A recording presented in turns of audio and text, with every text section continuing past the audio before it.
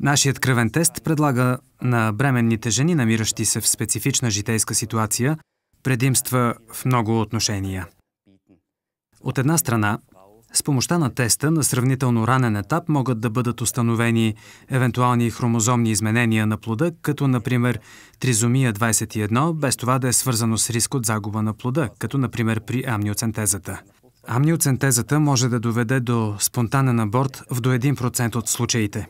С нашия тест бременните имат възможност да избегнат този риск. От друга страна, пациентките са в състояние още от 9-та седмица на бременността да направят теста, като по този начин разполагат с повече време за допълнителна диагностика и консултации. Тестът е предназначен за пациентки с рискова бременност, при които лекарите още по време на дородовата диагностика, например чрез измерване на нохалната транслуценция или скрининга през първото тримесечие на бременността, са установили риск от хромозомни изменения като тризомия 21. Нашият метод се основава на факта, че в кръвта на бременната се намира част от генетичната информация на нероденото още дете. С помощта на съвременна лабораторна техника и методи на изследване, ние можем да анализираме тези миниатюрни частици от генетичен материал и да установим дали е налице тризомия 21. При така наречения синдром на Даун, 21-та хромозома се среща 3 пъти, а не 2 пъти, както е обичайно. Това означава, че в кръвта на бременната количеството на частиците генетичен материал за хромозома 21 е увеличено. Ние можем да измерим това с много висока точност. Тризомия 21 е една от най-често срещаните хромозомни аномалии на плода. Известни са и други генетични аномалии, като тризомия 13 и 18, които обаче са по-слабо разпространени. В момента вече работим върху усъвършенстването на нашия тест, така че с негова помощ да могат да се откриват и други по-редки генетични изменения.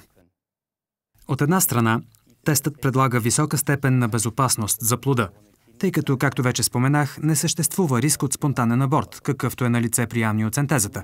Според направени изследвания, точността на теста е над 99%. Нашият тест не изследва нищо по-различно от това, което се изследва към днешна дата с помощта на съвременните методи на пренаталната диагностика.